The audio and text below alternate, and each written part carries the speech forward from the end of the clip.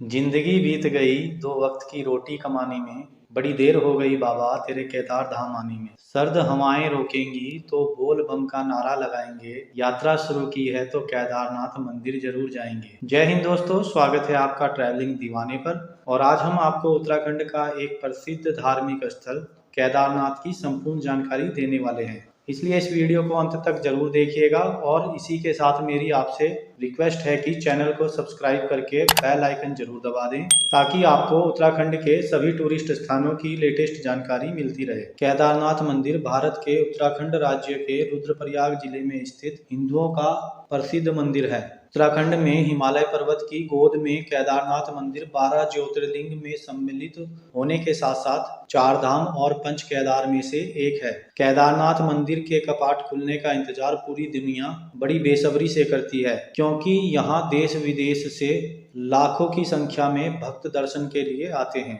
केदारनाथ नाम कहाँ से आया, इसे लेकर कई लोगों के अलग अलग मत हैं, लेकिन जो सबसे ज्यादा प्रसिद्ध है वो है सतयुग में शासन करने वाले राजा केदार के नाम पर यहाँ का नाम केदार पड़ा। केदारनाथ की कथा ऐसी मानी जाती है कि महाभारत के युद्ध में विजयी होने के बाद पांडव अपने भाइयों की हत्या के पाप से मुक्ति पाना चाहते थे। इसके लिए वे भगवान शंकर का आशीर्वाद पाना चाहते थे। भगवान शंकर पांडवों को दर्शन नहीं देना चाहते थे, इसलिए वे अंतर्ध्यान होकर केदार में जा बसे। और जब पांडव उनका पीछा करते हुए केदारनाथ पहुंचे तो शिवजी ने बैल का रूप धारण कर लिया, जिसे पांडवों ने पहचान लिया। भगवान शंकर पांडवों की इस भक्ति और दृढ़ संकल्प को देखकर प्रसन्न हुए। उन्होंने तत्काल दर्शन देकर पांडवों को पाप मुक्त किया। उसी समय से भगवान शंकर बैल की पीठ की आकृति के रूप में श्री केदारनाथ में पूजे जाते हैं। चलिए बात करते हैं कि केदारनाथ में पहुंचा कैसे जाए। यहाँ पहुंचने के 3 तरीके हैं। पहला, आप बस या टैक्सी करके आ सकते हैं। दूसरा तरीका, आप अपने ओन व्हीकल से आ सकते हैं। और तीसरा तरीका, आप बाई एयर हेलीकॉप्टर से आ सकते हैं। अगर बात करें पहले ऑप्शन की, तो देहरादून, हरिद्वार और ऋषिकेश तीनों जगह से सोनप्रयाग के लिए बस मिल जाती है, जिसका किराया लगभग 600 से 800 रुपये पड़ता है। और यह आपको मॉर्निंग में 5 से 8 बजे के बीच में मिल जाती है। बेहतर होगा कि आप इसको ऑनलाइन बुक कर ले, क्योंकि बस सर्विस बहुत कम है। टैक्सी की बात करें तो आप हरिद्वार या ऋषिकेश से ले सकते हैं, जिसका किराया लगभग 6000 रुपये से स्टार्ट हो जाता है। दूसरा तरीका है, आप अपने ओन व्हीकल से आ सकते हैं, जो सबसे अच्छा है, क्योंकि आप जहां मन चाहे वहां रुक सकते हैं। जब आप ऋषिकेश से केदारनाथ आते हैं तो बीच में बहुत से ऐसे व्यू पॉइंट पड़ते हैं कि जहां आप रुके बिना नहीं रहेंगे। थर्ड ऑप्शन है बाई एयर, और नियरेस्ट एयरपोर्ट देहरादून पड़ेगा। देहरादून से आपको गुप्तकाशी के लिए जाना होगा और वहां से केदारनाथ तक भी आप हेलीकॉप्टर में जा सकते हैं, जिसमें आपके पास 3 ऑप्शन है। गुप्तकाशी से केदारनाथ तक का किराया लगभग 7750 रुपये, और फाटा से केदारनाथ तक का किराया 4720 रुपये, और शेरसी से 4680 रुपये राउंड ट्रिप का किराया पड़ता है। अब बात करते हैं कि आपको पैदल यात्रा कैसे प्लान करनी चाहिए। अगर आप एक ही दिन में जाकर दर्शन करके वापस आना चाहते हैं तो आप गौरीकुंड में स्टे करें और सुबह 4 बजे अपनी यात्रा जरूर शुरू कर दें। इसके लिए चाहे आपको सुबह 3 बजे उठकर तैयार होना पड़े। जब आप अपनी यात्रा कर रहे हो, कभी भी बैठकर आराम ना करें, क्योंकि इससे आपको कम थकान लगेगी। जब आप बैठकर आराम करते हैं तो उसमें आपकी बॉडी का टेम्परेचर नॉर्मल हो जाता है, जिससे बॉडी में दर्द होना स्टार्ट हो जाता है और आपको ज्यादा थकान लगने लगती है। तो हमेशा खड़े खड़े ही आराम करें, और शॉर्टकट भी कभी न लें, क्योंकि इसमें आपका बहुत ज्यादा टाइम खराब हो जाता है। देखने में तो आपको लगेगा कि यह छोटा रास्ता है, लेकिन उसमें टाइम ज्यादा लग जाता है और थकान भी ज्यादा लगती है। और यात्रा के दौरान कुछ भी हैवी न खाएं, जितना हो सके लिक्विड डाइट लें, इससे आपके शरीर में एनर्जी बनी रहेगी। अगर आप चलने में सक्षम नहीं हैं तो आप घोड़ा किराए पर ले सकते हैं, जिसका किराया लगभग 2000 रुपये पड़ता है, लेकिन ये रोज भीड़ के आधार पर चेंज होता रहता है। अगर आप केदारनाथ मंदिर पर रुकना चाहते हैं तो आप अपनी यात्रा आराम से शुरू कर सकते हैं और आराम से रुकते हुए जा सकते हैं। एक सजेशन और है, आप अपने साथ पेन किलर जरूर लेकर जाएं, क्योंकि यात्रा करने के बाद बॉडी में दर्द होने लगता है, तो पेन किलर लेने से आपको आराम मिलेगा। अगर आप पैदल यात्रा करते हुए लेट हो जाते हैं और आपको रास्ते में ही अंधेरा हो जाता है तो आप लिंचोली या बेस कैंप में स्टे कर सकते हैं, जो गौरीकुंड से लगभग 13 किलोमीटर की दूरी पर है।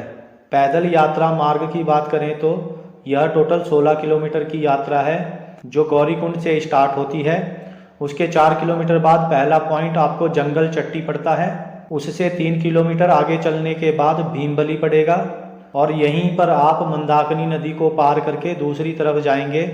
भीमबली से आगे 4 किलोमीटर की खड़ी चढ़ाई चढ़ने के बाद लिंचोली पड़ेगा और उससे लगभग 4 किलोमीटर के बाद आपको बेस कैंप पड़ेगा। वहाँ से 1 किलोमीटर आगे चलने के बाद आप केदारनाथ मंदिर पहुँच जाएंगे। केदारनाथ मंदिर में अंदर दर्शन की बात करें तो सुबह 6 बजे से शाम के लगभग 3 बजे तक ओपन रहता है। इसी के अकॉर्डिंग आप अपनी यात्रा को प्लान करें। अगर आप 3 बजे के बाद यहाँ पहुँचते हैं तो चांसेस हैं कि आप दर्शन नहीं कर पाओगे। अगर बात करें होटल में रुकने की तो गौरीकुंड या सोनप्रयाग में आपको साफ़ सुथरे होटल नहीं मिलेंगे। केदारनाथ में भी आपको ज़्यादा साफ़ सुथरे होटल नहीं मिलेंगे और इनका किराया 800 रुपये से स्टार्ट हो जाता है।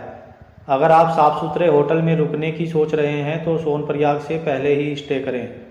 केदारनाथ मंदिर के आसपास भी आपको नॉर्मल होटल ही मिलेंगे, इसलिए होटल के मामले में ज़्यादा एक्सपेक्टेशन ना रखें।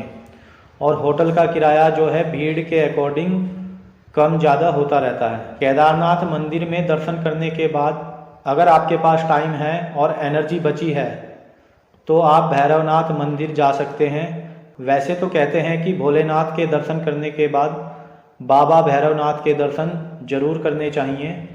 बाबा भैरवनाथ का मंदिर केदारनाथ मंदिर से लगभग 1 किलोमीटर की दूरी पर है, जो कि मंदिर के ही पास वाले पहाड़ पर है। और भैरवनाथ मंदिर के अपोजिट वाले पहाड़ पर रुद्रा गुफा है। यह भी लगभग केदारनाथ मंदिर से 1 किलोमीटर की दूरी पर है।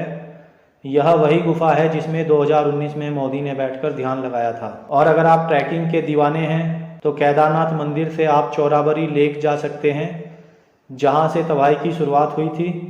लेकिन यहां पर जाना मना है और यहां पर जाने से पहले पुलिस आपसे एक लेटर साइन करवाती है कि आप अपने रिस्क पर यहां जा रहे हैं। वहां पर जाने का रास्ता बहुत ही कठिन है और ख़तरनाक भी है। और चौराबाड़ी झील जाने के लिए आपको 1 दिन और केदारनाथ में रुकना पड़ेगा। अब अगर बात करते हैं कि इस यात्रा में कितना खर्च आएगा, तो ऋषिकेश से केदारनाथ आने जाने का, रहने का और खाने पीने का लगभग पर पर्सन 3000 से 4000 रुपये खर्च आएगा, वह भी जब आप ग्रुप में जा रहे हैं। और अगर आप सिंगल पर्सन जा रहे हैं तो यह खर्च वैरी करेगा। अगर आपको यह वीडियो पसंद आई है तो वीडियो को लाइक शेयर कर दीजिए। चैनल पर पहली बार आए हैं तो सब्सक्राइब करने के साथ साथ नोटिफिकेशन दबाकर ऑल पर क्लिक करें। इसी तरह के वीडियो मैं आपके लिए बनाता रहूँगा। मिलते हैं आपसे एक नई वीडियो में, तब तक के लिए जय हिंद।